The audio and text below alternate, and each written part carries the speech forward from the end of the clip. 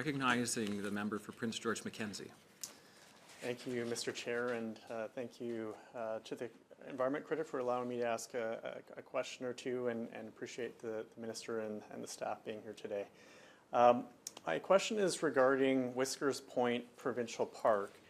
There is going to be a closure this year in 2025 due to 4 bridges that are being replaced. There was an engineering report that came out last fall saying that the park had to actually be closed. So I'm wondering, from an asset management planning perspective, if the Minister could describe what happened in this scenario where the park actually had to be closed for the 2025 season. So this is a very popular park. It's one of the limited provincial park camping opportunities in the regional district of Fraser-Fort George region, and it is really something that residents in my riding are concerned about. So wondering if you could describe a little bit more about what happened in that scenario and the asset management planning process overall. Recognizing the Minister of Environment and Parks. Thank you, Mr. Chair. So the recent inspection of the bridges, it found that it did not meet the vehicle load ratings, and these are an integral part of the overall system within the park. The closure was needed in order to make sure that public safety is number one.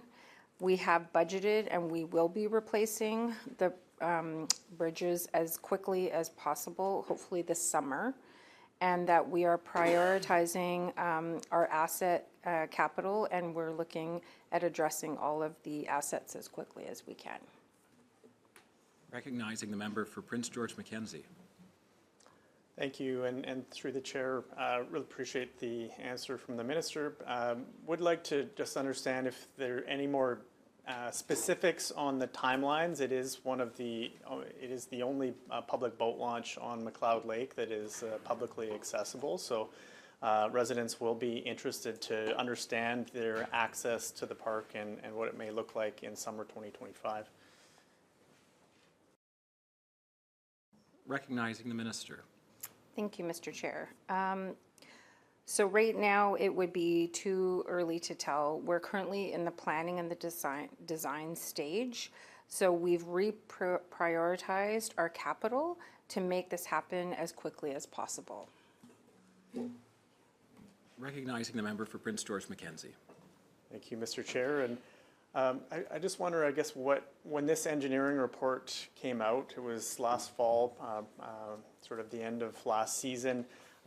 With the overall asset management planning process for parks, I guess why wasn't this in a sort of a more scheduled and organized manner that didn't require a park closure based on the timing? This work could have been done this spring or even perhaps last fall after the season. So I'm wondering, from an asset management perspective, how BC Parks plans its activities to prevent these closures from happening in the first place. And then I'm wondering, and if not today, maybe into the record, it could be noted, what other parks in the province are going to be closed for this season, the 2025 season.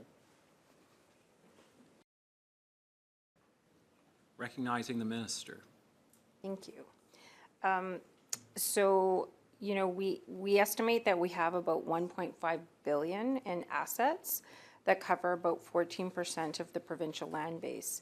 So when issues arise, the planning can be complex, and public safety is our number one priority. We need to make sure we're doing it right. All capital projects are complex. We make sure that we have to ensure the right engineering. We have to make sure if it crosses a street, if it crosses a stream. Sometimes these don't happen immediately. And then also, I would say that we would have to get back to you on what the park closures will be for this season. Recognizing the member for Prince George Mackenzie.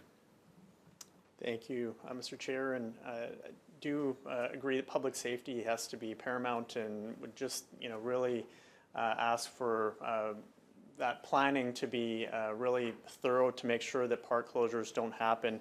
As far as the broader question of park closures for this year, that'd be great to get that information afterwards.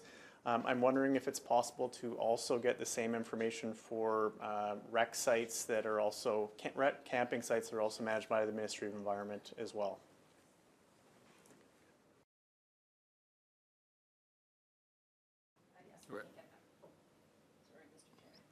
Recognizing the minister. Thank you. Yes, we can get that information to you as well.